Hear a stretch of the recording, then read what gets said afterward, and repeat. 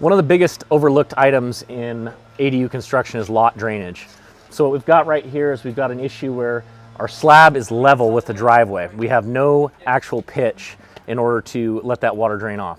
So what we've done here is we've dropped our driveway right into this pot drain, and we've got this irrigation pipe that runs right through.